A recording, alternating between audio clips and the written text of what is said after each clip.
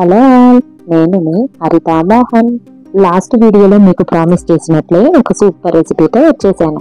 ఇంతకీ ఆ రెసిపీ ఏంటంటే ఎర్ర గోంగూర పచ్చడి. గోంగూర పచ్చడేనా అని సింపుల్ గా తీసేయకండి.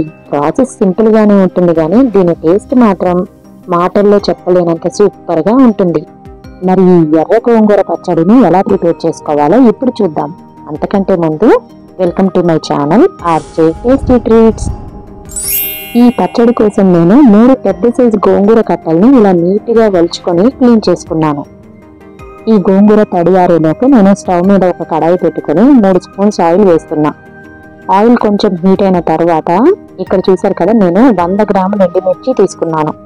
ఇవి డైరెక్ట్ గా ఇలానే వేసేస్తే మనకి అక్కడక్కడ సరిగ్గా ఫ్రై అవ్వవు, అందుకని నేను వీటిని కట్ చేసుకుని తీసుకుంటున్నాను.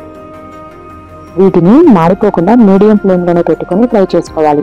ఎండుమిర్చిని కట్ చేసినప్పుడు విత్తనాలు సెపరేట్ అయిపోతాయి కదా, అలా అని వాటిని తీసేయకూడదు. ఎందుకంటే ఈ ఎండుమిర్చి స్పైసీనెస్ మొత్తం ఆ విత్తనాల్లోనే ఉంటుంది. ఇలా ఫ్రై చేస్తే సరిపోతుంది. ఇప్పుడు స్టవ్ ఆఫ్ చేసేసి ఇక్కడ నేను మిక్సీ జార్ లో ఒక చిన్న నిమ్మకాయ సైజంత చింతపండుని జస్ట్ కడిగి తీసుకున్నాను. ఇప్పుడు ఇందులోనే మనం ఫ్రై చేసిన ఎండుమిర్చిని కూడా వేసుకోవాలి. ఈ వేడికి మనం వేసిన చింతపండు కూడా కొంచెం మగ్గుతుంది. మళ్ళీ ఇదే కడాయిలో 1 స్పూన్ ఆయిల్ వేసుకొని 2 రెమ్మల కరివేపాకుని కాసేపు ఫ్రై చేసుకోవాలి. జస్ట్ 2 మినిట్స్ చేస్తే సరిపోతుంది. ఇక వీటిని కూడా మిక్సీ జార్లోకి తీసుకుందాం. ఆయిల్ ఏం వేసుకోకుండా ఇందులోనే 2 స్పూన్లు ధనియాలు వేసుకొని కాసేపు ఫ్రై చేసుకోవాలి. ధనియాలు కొంచెం ఫ్రై అయిన తర్వాత మనకి స్మెల్ వస్తుంది. అప్పుడు 2 స్పూన్లు సాయమినపప్పు, ఇవి కొంచెం ఫ్రై అయిన తర్వాత అందులోనే 1 స్పూన్ జీలకర్ర కూడా వేసుకుని ఈ మూడింటిని బాగా ఫ్రై చేసుకోవాలి. ఇలా ఫ్రై అయిన తర్వాత వీటిని ఇలా మిక్సీ జార్లోకి తీసుకుంటున్నాను. మీకు ఆల్రెడీ చెప్పాను కదా, రోటి పచ్చళ్ళు చేసేటప్పుడు మనం కల్లుప్పు వేస్తే బాగుంటుంది. అందుకే నేను ఇక్కడ 2 స్పూన్లు కల్లుప్పు వేస్తున్నాను. ఇక వీటిని పక్కన పెట్టేసి అదే కడాయిలో 4 స్పూన్ల ఆయిల్ వేసుకొని ఆయిల్ హీట్ అయిన తర్వాత మనం క్లీన్ చేసి పెట్టుకున్న గోంగూరని వేసుకోవాలి. ఈ గోంగూరని ఈ ఆయిల్లోనే కాసేపు మగ్గించుకొని ఉడికించుకోవాలి. ఈలోపు మనం ఫ్రై చేసి తీసుకున్న ఎండుమిర్చి, ధనియాలు అవన్నీ కూడా చల్లారిపోతాయి.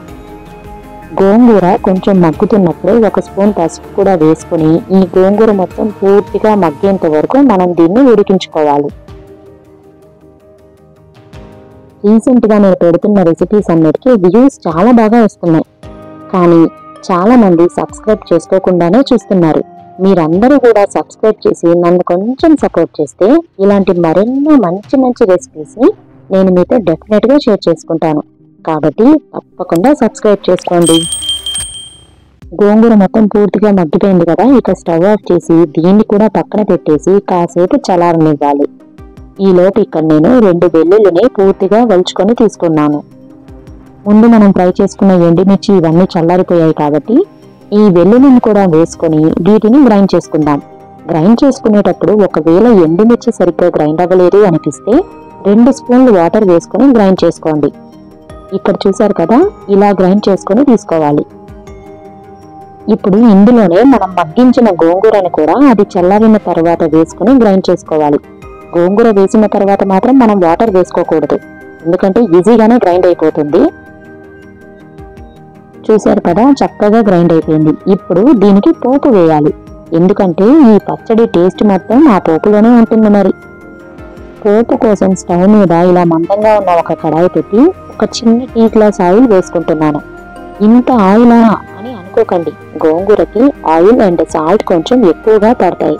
అలా వేస్తేనే గోంగూర టేస్ట్ అనేది పూర్తిగా తెలుస్తుంది, పైగా ఎక్కువ రోజులు నిల్వ ఉంటుంది. ఈ ఆయిల్ బాగా హీట్ అయిన తర్వాత పోపు కోసం నేను 2 రెమ్మల కరివేపాకు, 3 ఎండుమిర్చి, 1 స్పూన్ సాయమినపప్పు, 1 స్పూన్ ఆవాలు, 1 స్పూన్ జీలకర్ర వేసుకొని బాగా ఫ్రై చేస్తున్నాను. ఇక్కడ పోపు బాగా ఫ్రై అయిపోయింది. ఇప్పుడు ఇందులోనే మనం గ్రైండ్ చేసిన గోంగూర పచ్చడిని వేసుకొని ఈ పోపులో కనీసం 10 నుండి 15 నిమిషాలు ఉడికించుకోవాలి. ఈ గోంగూర మొత్తం మనం వేసిన ఆయిల్ పోపుతో కలిసేలాగా బాగా మిక్స్ చేసుకుంటూ కలుపుకోవాలి. ఇదే గోంగూర పచ్చడిని పచ్చిమిర్చితో మరికొంచెం స్పైసీగా తినాలి అనుకునే వాళ్ళు, నేను ఆల్రెడీ నా ప్రీవియస్ రెసిపీస్లో గోంగూర మసాలా పచ్చడి అని వీడియో పోస్ట్ చేశాను. అది చూడని వాళ్ళు ఎవరైనా ఉంటే డిస్క్రిప్షన్లో లింక్ ఇస్తాను, తప్పకుండా చూడండి. మీరు నేను చూపించిన విధంగా ఈ పచ్చడిని ఒకసారి ట్రై చేయండి. డెఫినెట్గా ఈ పచ్చడి మీకు 10 to 15 days ఇంత టేస్టీగా ఉంటుంది. అంతేకాదు రోజు రోజుకి దీని టేస్ట్ పెరుగుతూ ఉంటుంది. మన ఇంట్లో రోజు మనం వాడే పోపు దినుసులకి జస్ట్ గోంగూరని ఇలా యాడ్ చేసి కమ్మగా ఎక్కువ రోజులు నిల్వ ఉండే రోటి పచ్చడి ప్రిపేర్ చేసుకోవచ్చు. 15 minutes తర్వాత స్టవ్ ఆఫ్ చేసేసి దీన్ని కొంచెం చల్లారనిస్తే చక్కగా ఆయిల్ సెపరేట్ అయిపోయి మనం తినడానికి పచ్చడి సూపర్గా రెడీ అయిపోతుంది. ఈ పచ్చడిని మీరు కేవలం రైస్లోకి మాత్రమే కాదు, బిర్యానీలకు కూడా హ్యాపీగా తినేయచ్చు.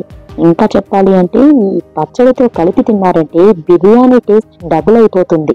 నా మాట విని ఒకసారి మీరు గోంగూర పచ్చడిని ట్రై చేయండి. ఈ పచ్చడి టేస్ట్ చేసిన ప్రతి ఒక్కరూ మిమ్మల్ని ఈ రెసిపీ ఎలా చేశారు అని ఖచ్చితంగా అడుగుతారు.